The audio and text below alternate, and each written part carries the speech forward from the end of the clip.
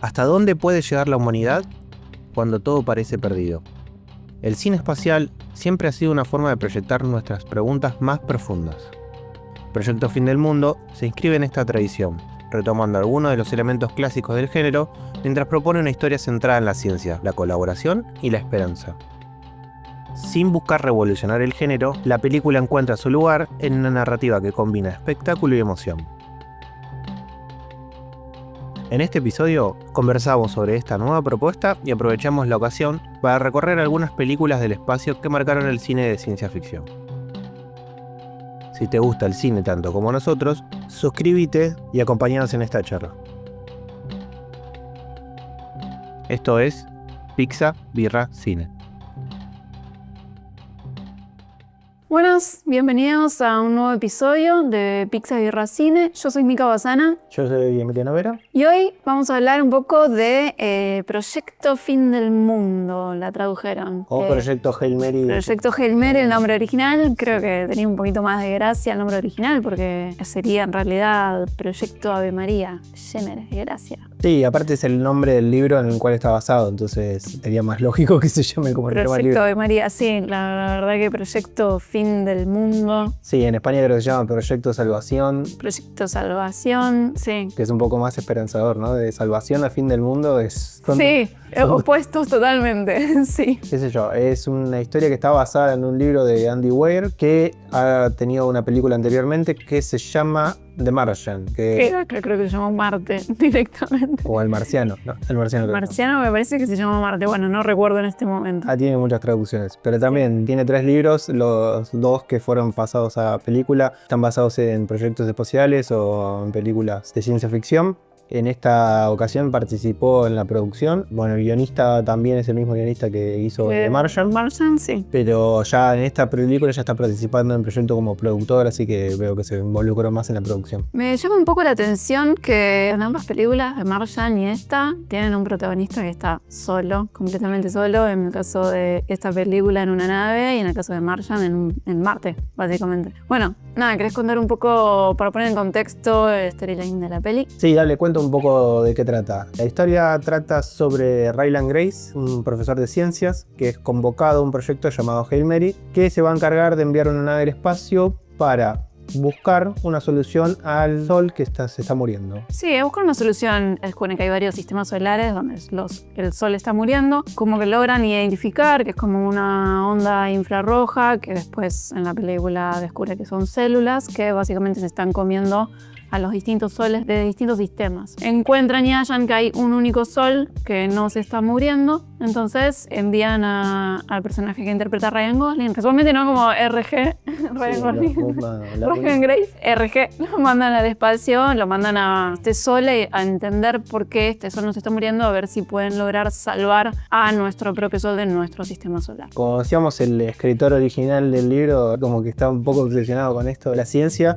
Entiendo que es un hombre que, por lo menos partiendo de la base del origen de la historia que es el libro, tiene mucho conocimiento de ciencia y para esta película también se investigó mucho en tratar de respetar los armados de las naves y determinados tipos de cosas científicas para que tenga un sustento verosímil, digamos. Se preocupa mucho porque tenga sustento científico todo lo que escribe, por lo cual vamos a encontrar muchos elementos basados en cosas que pueden ser reales. Estás contando esto y es como que me estoy acordando un poco de Interstellar, cuando salió Interstellar, que muchos salieron a decir que estaba muy bien científicamente, aunque después la peli como, bueno, qué sé yo, Matthew McConaughey se mete en un inverosímil. No. Pero bueno, sí, también el tema de la representación de agujeros negros, estás diciendo que como medidamente esto de lo correcto de la base científica de eso. Sí, en Interstellar lo que pasa es que se hizo una investigación que se ayudó a entender cómo era un agujero de gusano. ¿Cómo lo podían llegar a representar? Porque de hecho no existía ninguna foto de eso, no tenían manera de cómo representarlo en la película. Se estudió mucho, lo representaron y de hecho años después se logró tomar una foto y se ve muy parecido a lo que hizo Christopher Nolan en Interstellar. Volviendo un poco a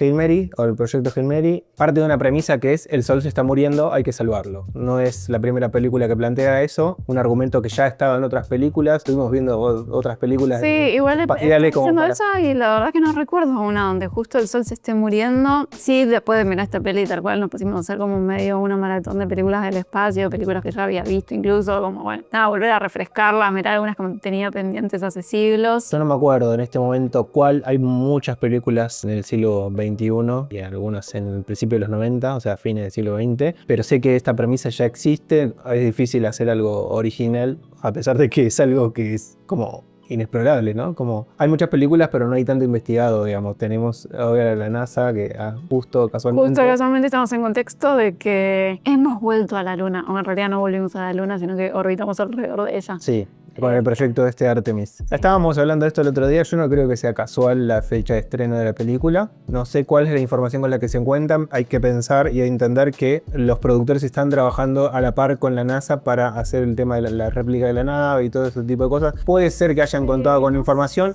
y que sirva también. Bueno, sí, es verdad, en ese sentido puede ser. Puede ser que sirva en función del marketing de la película, no de la película, pero sí del proyecto espacial de la NASA. También. No creo que sea casual, Sí. coincidió demasiado. Se estrenó en marzo y el proyecto está ahora en abril y sucediendo. Creo que lo que viene a proponer, por lo menos sacando esto de que la premisa no es original, es el sentido del humor, como una herramienta para proponer algo nuevo que no hay dentro de las películas espaciales, ¿no? Es una comedia, igual creo que remirando The Martian también, o sea, pensé que en The Martian es un tipo que está solo en Marte, que queda accidentalmente varado y pasa como más de un año varado ahí. Y el personaje no pierde nunca su optimismo, su sentido del humor, se lleva una bitácora, se graba. Sí. Y siempre tiene algún chiste. Creo que alguien que queda primero a riesgo de morir en un planeta y solo, completamente solo, sin comunicarse, pasan un montón de tiempo hasta que logra comunicarse con la Tierra, te volvés un poco loco, te angustias, medio que toca a fondo. Me parece que en ese sentido, tanto de Martian como esta igual es una película que es comedia directamente, a diferencia por ahí de Martian. Me parece que la idea de optimismo está muy ahí en este escritor de este libro, en esta adaptación de este guionista. Tiene como buenos timings incluso desde el guión, el tema de la comedia, como que bueno, trasladar, de todas formas el libro no lo leí, ¿no? Pero trasladar la novela a la película está muy ahí. Sí, me parece que en The Martian es un poco una película más seria, creo que es Ridley Scott el director. Se nota la diferencia entre Ridley Scott y estos directores que son una dupla, que vienen de trabajar en otro tipo de industria, que es más lo animado. Son los directores de la primera película de Lego y son los escritores de toda la saga de Spider-Verse. Sí, vienen a trabajar en animación. Entonces tienen otro perfil y por lo que veí o por lo que escucho dicen que vienen como a buscar o revivir ese espíritu de las películas de los 80, tanto en la parte estética como en la parte cultura pop, digamos, entre comillas, ¿no? Hay algo de esto de revivir el humor que podía llegar a tener Volver al Futuro, ese tipo de películas. Y creo que sí. Más tipo ET por ahí, hablando en términos de películas del espacio, sí. Que no sean películas del espacio, son películas de todo. Bueno, temática espacio, sí. Creo que esta película lleva un poco más la vara del humor como estandarte.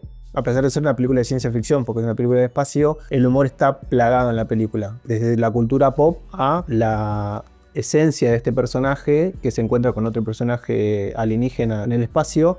Ambos tienen un sentido del humor muy alto y un optimismo que hace que ese personaje sobreviva en el espacio. Y creo que la esencia o lo que puede proponer de nuevo en The Martian ya estaba, y creo que tiene que ver con el libro en sí, es que esta película explota más el sentido del humor. La sala a la que fuimos actualmente está en cine. La sala se rió mucho por un montón de momentos y creo que está plagada de gags para generar esa risa constante. Sí, no sé qué te pasó por ahí en términos de expectativa que tenías con la película. No sé, yo creo que por ahí esperaba que fuera una película que me gustara un poco más por toda repercusión. Igual siempre es un arma de doble filo la repercusión que tiene una película. En líneas generales, cuando algo le va demasiado bien, yo ya desconfío de que sea tan bueno. Pero por otro lado, vi que le estaba yendo bien. Dije, bueno, seguramente es una película que me va a entretener. No sé si cumplió del todo con mis expectativas. No sé a vos qué te pasó. Voy a partir de la base que la película como espectador me gustó. O sea, me parece una película que fue linda de mirar. No pasa desapercibida en eso de que distrae o hay momentos que no te gustan. O sea, es una película disfrutable. Partiendo de esa base,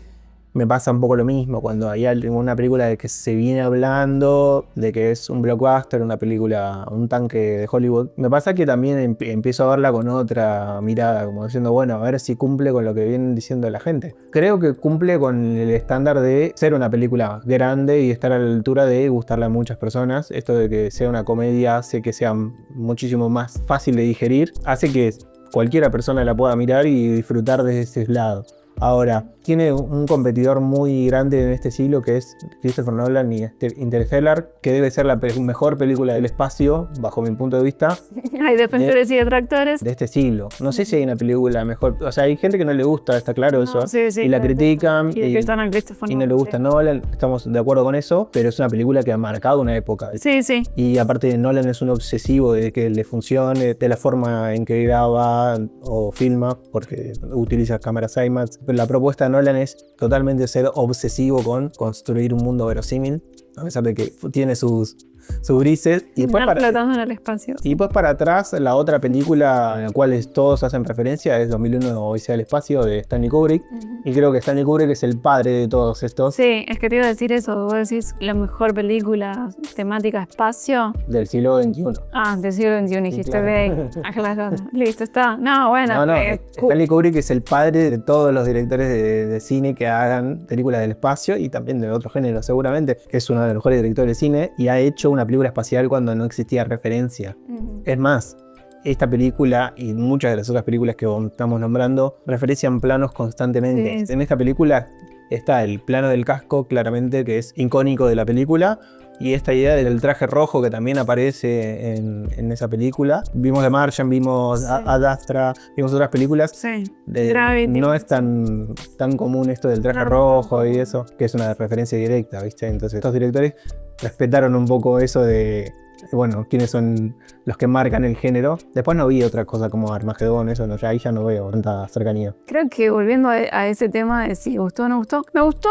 Creo que esperaba un poquito más de la película, siendo que estaba teniendo tanta repercusión. Digo, literalmente el día siguiente me preguntaron qué me había parecido y dije, sí, una película muy Hollywood. O sea, la realidad es que me pareció, sí, una película muy Hollywood. Dije, para pasar el rato. Que yo creo que por ahí puede estar un poquito por encima de una película que está bien. Creo que la película tiene sus aciertos y está muy bien, pero por otro lado tampoco me pareció extraordinaria. De hecho, nosotros estando en el cine y saliendo del cine, lo primero que hicimos fue empezar a criticarla, empezar a decir, che, el guión intenta cerrar líneas argumentales y de repente las vuelve a abrir y las cierra y las vuelve a abrir y en algún punto decís, bueno, dale, ¿en qué momento vas a terminar la película? No es que se me haya hecho larga en sí, es una película bastante larga. No es que me haya aburrido o haya dicho, bueno, cuando termina, no, pero siendo que la película empieza como a cerrar la línea argumental, ¿para qué volver a abrirla? ¿Y para qué volver a cerrarla? ¿Y para qué volver a abrirla? Estoy tratando de no spoilear.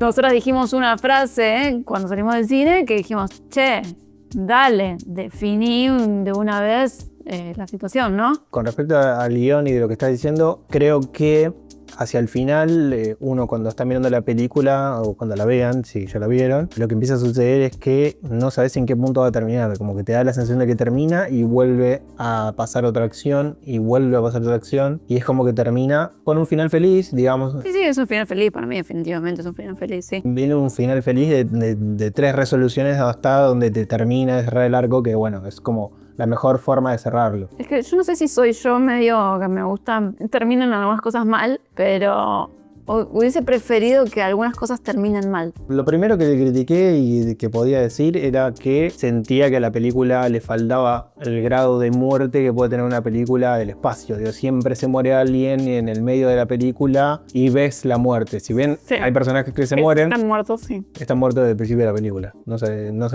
los ves morir y no saben ni por qué se murieron. Sí. Para un guión, para Hollywood y para el estilo de intensidad que propone una película que puede llegar a quedar en la historia, no esta película, sino una película que tiene ambiciones, le falta como ese grado de penetración de decir, bueno, drama. Falta una muerte donde te motiva el personaje a seguir adelante después. Hubo gente que lloró, yo creo que ni ahí, pero bueno. Sí, hay un momento muy triste en la película emotivos, y está apuntado a que sea emotivo. Sí. Creo que está bien ubicado, pero bueno, depende de cómo te hayas compenetrado con la película. Creo que la otra cosa que no me terminó de gustar demasiado fue el tema de la música. O sea, la película es una exploración exploración bastante amplia de géneros. De hecho, en un momento de tango, en otro momento está Violeta Parra. O sea, creo que tiene una exploración bastante amplia de géneros, pero a mí por lo menos es como que me chocó. Y me sacó decir, ¿por qué está poniendo esto? ¿En qué cabeza yankee cabió que este tema funcionaba para construir la emotividad de la escena?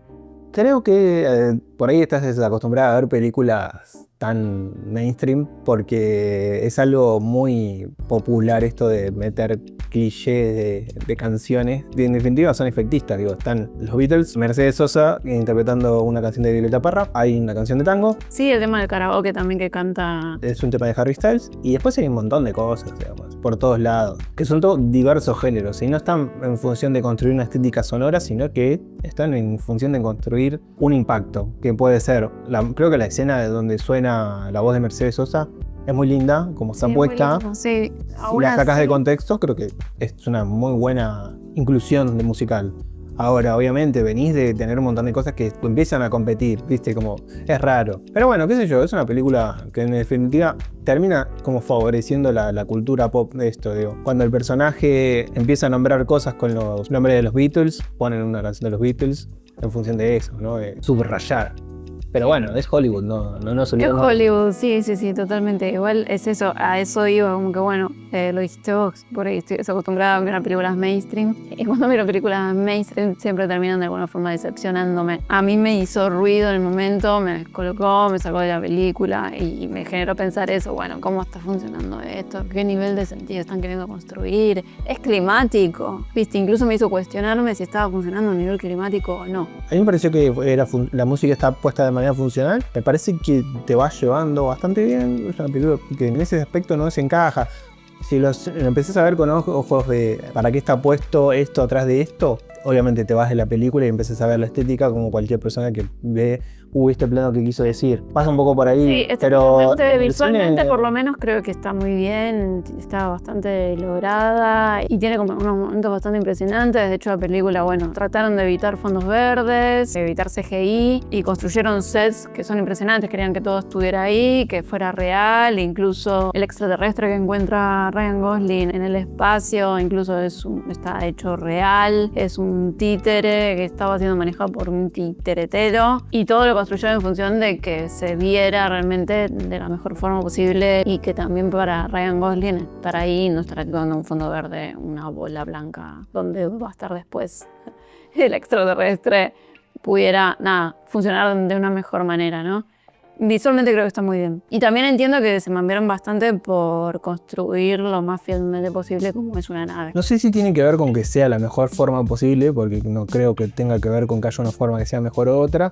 Sí se preocuparon porque la película sea artesanal y esté armado un set para generar un tipo de estética. Me refiero a lo mejor posible en el sentido de que ayuda un montón en términos de actuación. Lo mejor posible para Ryan Gosling, a esto me refiero. Ok. Lo mejor posible para que el actor pudiera sumergirse en el contexto y con qué estaba actuando, ¿no? No es lo mismo el CGI que ponen como una bola blanca para que sepan dónde más o menos va a estar, que tener al títere ahí y poder saber con quién está hablando y cómo y en qué momento y cómo reaccionar, y más siendo que casi la película pasa por ese vínculo. Sí, creo que es un gran acierto. Algo que iba a decir, que me olvidé de lo cuando estábamos hablando, es la película invita mucho a ir al cine, porque a nivel visual está muy bien y invita a verlo en una pantalla grande con un buen sonido, y creo que es una película muy Hollywood, pero para asistir a una sala. Digo, si la ves en tu casa no tiene el mismo efecto ni de casualidad. No, ni de casualidad. De todas formas, es una película que está hecha para IMAX y aún así no sé si hubiese sentido que valía la pena realmente estar en el IMAX. Creo que con estar simplemente en una sala de cine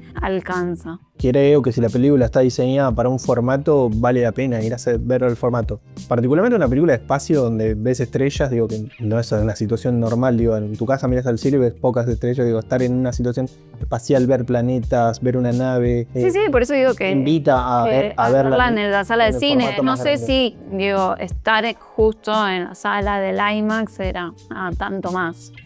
esta película. Yo creo que sí, no todas las salas se ven igual. En general siempre vamos a las mismas salas porque encontrar películas subtituladas también no es sencillo. Sí. Entonces terminamos yendo a lo que nos queda más cómodo. Después vas a otras salas y ves la diferencia. Se nota que hay pantallas que no están adaptadas. Particularmente en esta película me pareció que en la sala de lo que vimos el sonido estaba bajo. Yo sentí que la música la necesitaba un poco más arriba y que no terminaba de estar metido dentro de la pantalla. Pero eso me pasó a mí, qué sé yo. No lo percibí de esa forma yo. Yo creo que estaba muy bien en los niveles de todo. Yo estoy sordo, no sé. Hacete ver. No, me pasó más salirme de la película no por una cuestión de que estuviera incómoda o visualmente me molestara algo o a nivel sonido me molestara algo, sino porque la película me invitaba a salir de la película y a mirar cosas de cómo está hecho, de decir, qué buenas partículas de color rojo. Digo, no sé, me invitaba más la película en sí misma a salirme de la película que una situación de contexto. De lo otro que hablaste, que creo que también es obviamente otro de los grandes aciertos, es esta idea de que Ryan Gosling pueda interactuar con un actor, porque la voz está hecha por el manipulador de la marioneta. El actor de la voz de Rocky, el personaje alienígena, la hace el mismo personaje que está en el set manipulándolo, con lo cual podía interactuar a nivel sonoro y a nivel espacial. Eso ayudó mucho a la actuación, dijo según Ryan Gosling, y se nota que tiene un grado de interacción y humanidad que no sé si de otra manera se le hubiese sido tan sencillo. Hay películas que lo logran y está claro que es posible. Que se puede, pero creo que le da un grado de humanidad, teniendo en cuenta que algo de lo que nos venimos hablando por ahí, lo que trata la trama, que es la película, en el medio de la película trata sobre un vínculo entre Raylan y el extraterrestre al cual le apoda Rocky, y trata de hacer un abecedario con su idioma para poder interactuar a través de una computadora que reproduce o traduce en inglés lo que está diciendo. Pero bueno, es un trayecto larguísimo donde vemos como este personaje se vincula con el otro, con lo cual la película se sostiene si se puede comunicar. Creo que otra cosa que está buena cuando empieza la película es esta idea de no saber por qué este personaje fue al espacio y no es un astronauta. Y esa es la película. Empieza con él en el espacio sin saber quién es él. Porque estuvo inducido a un coma. Te lo cuentan. Sí. Pero él no sabe manejar la nave, no sabe los comandos, no entiende mucho la organización de la nave y te das cuenta que fue introducido ahí y no se sabe por qué está. Y la película se empieza a construir a través de flashbacks, ¿no? A través de los flashbacks que empezamos a ver cómo era su vida en la Tierra, que era un profesor de ciencia que daba clases para niños y que estaba como vetado de su profesión científica, ¿no? Por tener declaraciones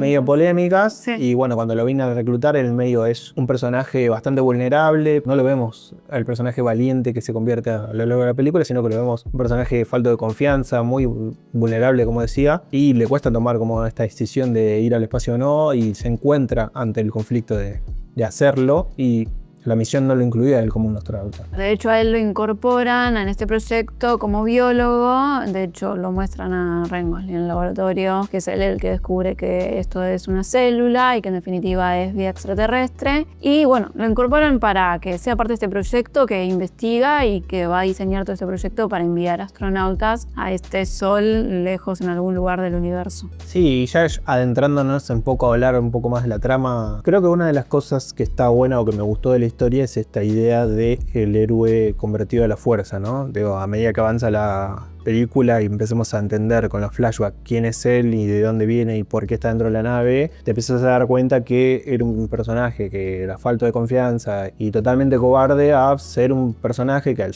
final de la película tiene que salvar al mundo, ¿no? Y convertirse en un héroe para cumplir esa misión. Sí, creo que es interesante ir enterándose porque desde el punto cero de la película vemos a este personaje que no recuerda quién es, que lo va recordando de a poco, que no sabe por qué está en la nave o qué está haciendo dentro de la nave, no la sabe usar. Y está bueno ir enterándote de a poco en esta recuperación tal vez de recuerdos. No sé si la película es muy clara en eso de que él está recuperando sus recuerdos o que simplemente te lo está contando en forma de flashbacks. Es interesante ir viendo esto que decís vos como bueno, el camino de este punto a cómo llegó él ahí y cómo se convierte, como decís vos, como en definitiva el salvador. Para terminar de ver el guión, hay una parte que sí le puedo criticar, que la parte del medio donde el personaje de Raylan y Rocky interactúan para buscarle la solución a salvar el sol. Raylan va a buscar la solución para salvar el sol del sistema solar y Rocky, que es un eridiano, salvar la estrella que alimenta con energía su planeta. No sé si se me hizo largo, yo creo que en realidad se me empezó a hacer largo. En realidad tampoco es que se me hizo larga, pero si tuviera que decir en un momento donde el guión por ahí se estira, es lo que decíamos al principio, cuando empieza a cerrar líneas argumentales, uno piensa que bueno, hasta acá llegamos con la película y las vuelve a abrir. Entonces, se vuelve a abrir una línea argumental y seguís y decís, bueno, ¿qué onda? Y después vuelve a pasar y después vuelves a decir, bueno, ¿qué onda?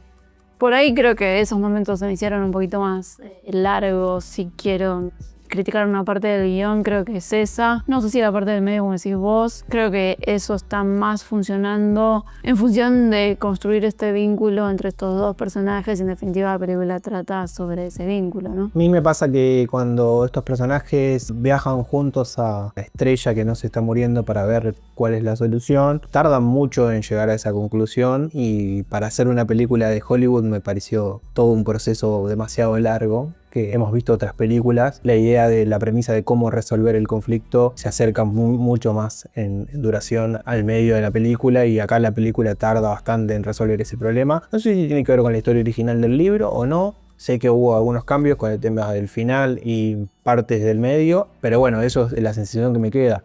De todos modos, una película de 2 horas y media hoy en día ya es un estándar. No sé si estoy tan de acuerdo con esto de que en líneas generales en las películas, al menos por lo menos hablando de la misma temática de espacio, la solución se acerca más al medio de la película. Qué sé yo, creo que por lo menos en las que tratan más sobre alienígenas, Alien, por ejemplo, o sea, parece no resolverse, de hecho, hasta casi el final de la película. Y si quiero ir a, no sé, otra película de extraterrestres, Señales, pasa lo mismo, como que esto primero no sabiendo cómo se va a resolver esto, cuál es la solución. Hay extraterrestres, cómo nos deshacemos de ellos, no lo sabemos, y es más, llega al final de la película y tampoco lo sabes. O sea, simplemente sabes que ellos pudieron hacerle frente de alguna forma y nada más. No sé si estoy tan de acuerdo con eso de que las películas del espacio hacen esto. Por ahí, pensando más en las películas que vimos esta semana, por ahí con The Martian puede llegar a pasar, con Gravity en realidad ni siquiera sabes qué va a pasar, porque es todo una cosa tan inverosímil de punta a punta, que nada, que recién llegando yo al final de la película te encontraste con que, bueno, se pudo resolver la película. No sabes si va a sobrevivir o no a todo lo que le está sucediendo al personaje. El objetivo de él es salvar el sol. Que no sabes si lo va a lograr. Yo de hecho creo que esperaba, por eso digo que la película en algún punto me termina como un poco decepcionando. Creo que en algún punto esperaba que todo terminara mal, en el sentido de que, bueno, que no lo pudiera resolver, o salvar a la Tierra y quedara como en una cosa pendiente de no saber si se va a lograr o no. Me decepcionó un poco que tuviera un final feliz. Creo que se plantea el minuto cero esta idea de salvar el sol, y tardan mucho en llegar a la estrella que está sobreviviendo y que no es afectada por esta línea de Petrova, que son estos bichitos que van destruyendo a las estrellas. Pasan bastantes, más de 1 hora y media pasa de película hasta que llegan a un lugar. Después de eso, obviamente el personaje o tiene que decir volver o mandar la información o lo que sea, en función de resolver este conflicto.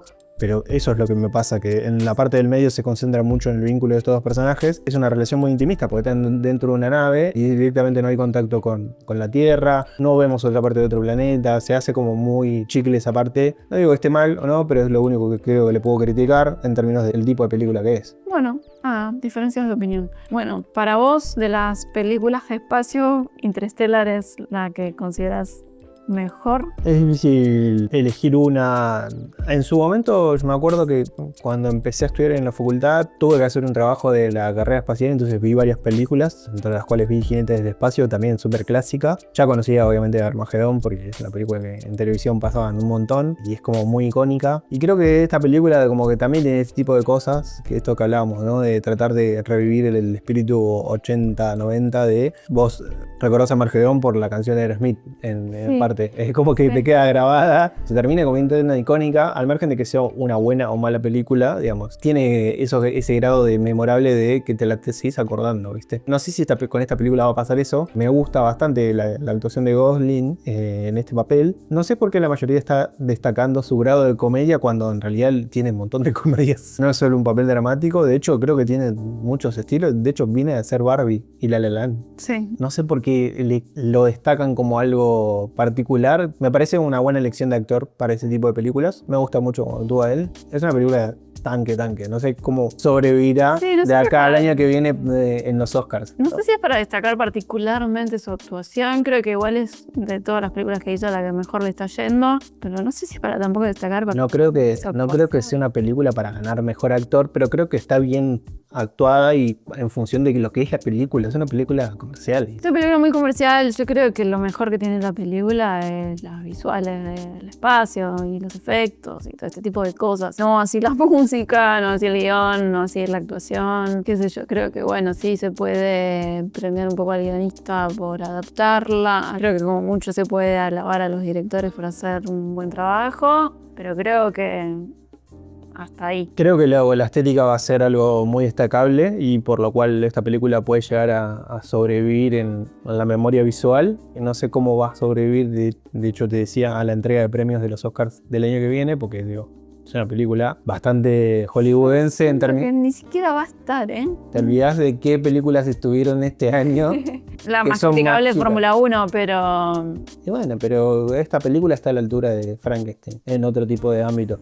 bueno, De hecho, Frankenstein gana premios en arte y en arte, y no, bueno, que en arte ganó, sí. bueno, por eso te digo, creo que Vestuario, maquillaje. es lo que se le puede destacar a la película. Creo que la apuesta fotográfica y de artística es interesante. Sí. Tiene Es lo mejor que tiene la película. un planteo original. Hablaban un poco de esto, de la idea de volver a los colores. Como que al cine se le está criticando mucho esta idea de que es un lugar muy apagado, donde las películas se ven muy apagadas, muy sepias, muy grises. Es algo que se puede ver en unas cuantas películas. Sí, en algunas Como que esta cuantas idea de sí, que el cine pero- se quiere despegar un poco de la televisión y de lo comercial que fue el boom televisivo de los 90. Pero no también sé si estoy tan de acuerdo con eso tampoco, pero bueno. No, igual hay ejemplos como para analizar eso. Hay ejemplos súper coloridos para analizar eso. Digo, el año pasado estuvo Wicked en el cine. Digo, no sé, o sea, me parece que existen ejemplos de películas que son súper coloridas. Creo que en todo caso, si se quiere separar de la televisión y de las series, lo que más está haciendo el cine del último tiempo es durar eternamente. Creo que hace rato que no veo películas que duren menos de 2 horas. Sí, igual si te vas a ir a un musical para justificar que hay colores es como bastante facilista, digamos. Vamos a dejarlo ahí porque no es la discusión del día. El director de fotografía de esta película es el director de fotografía de Doom, para que te des una idea, que es una película muchísimo más opaca que esta. Se nota igual